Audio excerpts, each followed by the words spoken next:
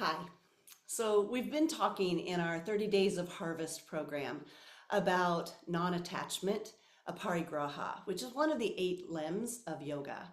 And last week we talked about non-attachment in terms of the theme of clear and release, asking questions like, what is there to let go of? What is there in our life that we could let go of somehow?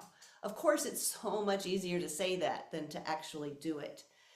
But I want to talk about it in terms of more about the non-attachment, because non-attachment is releasing. It's also a little bit more. If we think more about what it is that we're so attached to, we are attached to things like what we believe. We know it's true, right? What we believe. We're attached to things like expectations. We do something with the expectation that it's going to turn out this way, or that a person's going to reciprocate or respond in some specific way. And then we get disappointed when it doesn't turn out that way. So non-attachment is doing something for the sake of doing it and not being affected by the results of that. So if you want to think about it in terms of your belief, it's believing what you believe. And come hell or high water, that's going to be the truth. That's my story and I'm sticking to it. And is it possible that if you just change your perspective a little bit, if you just look from a different angle, that what we believe is perhaps not 100% correct? Could we clear and release any of our beliefs? And so often our beliefs are what hold us back. We refer to those as incorrect beliefs. So if you say, that's just not in the cards for me, or I just wasn't born to do such and such, that's a belief that keeps you from trying something or keeps you from moving in that direction, even if that thing is your big dream. So is it possible that there's an incorrect belief that perhaps you are born to do that thing? And I want to tell you a story that takes place probably a few thousand years ago in a small village in India. There was a small monastery there and a monk who was known for being especially compassionate. And there was a woman who lived in the village who had a young boy. I don't know how old, but maybe say 5 years old. And he was very unruly.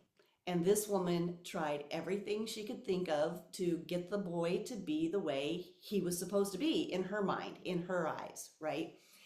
And she was just extremely frustrated. And she finally took the child to the temple, dropped him literally in front of the monk and said, "You deal with it. I don't know what to do. I'm done. He's yours." And she walked out. The monk didn't say, "What the hell, lady? I can't do this. I'm not a father."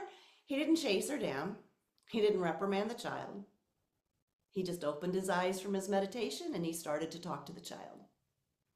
Then we don't know what all he did with the child. In today's world, we might say that he was neurodivergent or special needs, and we would put some label on him that falls under those umbrellas. And we have special help. We have tools and research and resources to help those unruly children in our world today. But back then, they didn't have anything. So who knows how the mother was labeling the boy? We just know that she was very, very frustrated, and she walked away from him, left him in a safe place, putting him in the monastery. And the priest then proceeded to raise the boy. Like I said, we don't really know what all he did, the way the priest raised him. But after several years, when the boy was probably the age of a junior high school student or a high school student, word got out around in the village that this particular young boy knew all of the scriptures, was extremely scholarly, and was taking leadership amongst the monks. He was amazing. He was a star-like student. He was revered. People began to seek him out for questions they had, looking for his insight and wisdom. And as the mother heard this, she thought, surely this can't be my son. But she heard it enough times that she went back to the temple and she took the boy.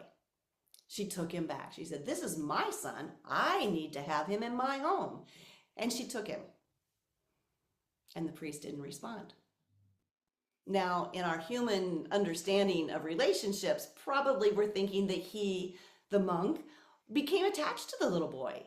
And perhaps the little boy, now young man, was attached to the monk. We only know that in the story that has been passed down over the centuries, that the monk had no reaction. The boy left.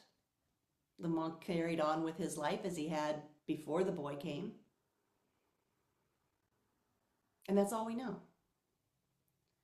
And what this story is trying to tell us is that the monk did what he was to do. He was not attached. So as he was raising the child, he wasn't thinking, "Lady, you owe me." When the lady came back to take the child, he didn't think, "No, I raised this child, it's mine." He simply did what there was to do. He did what was the right thing to do each day for years. It's an extreme story, and I don't expect us to be able to give up our children or our pets, anything that we're really raising, that we are fond of, that we are attached to. I'm not asking us to give it up like that. I'm asking, is it possible to release that tight attachment to it? What are those things that you're holding on to so dearly? In our world today, we often talk about control and, oh, so-and-so is a control freak, or maybe I myself, you might refer to yourself as a control freak. Is there a place where you are really clinging to control that you could let go of? And so all of this is to say that this is what we've been working with for the past week.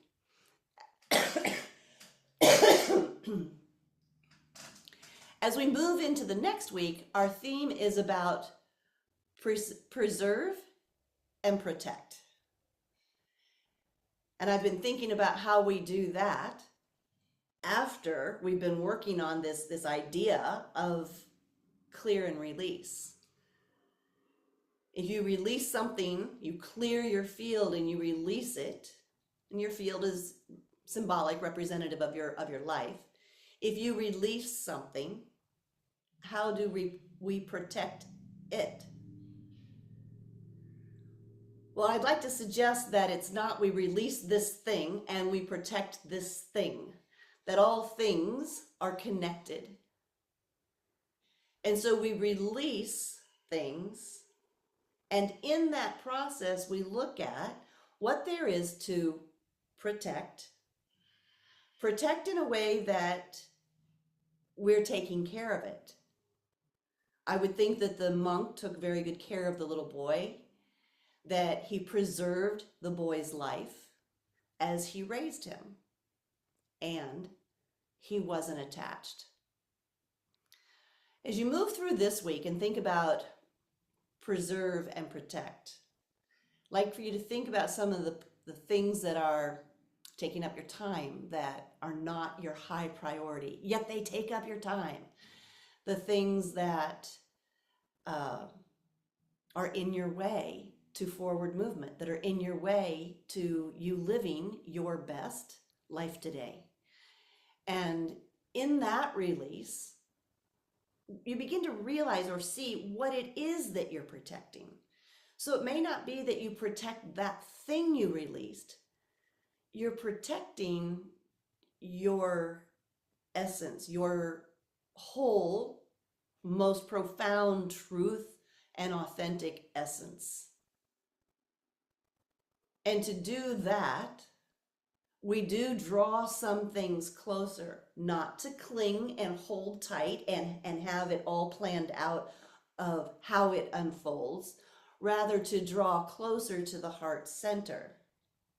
And in that act of drawing something closer to the heart center, you find that you do kind of let go of those things that don't matter that much.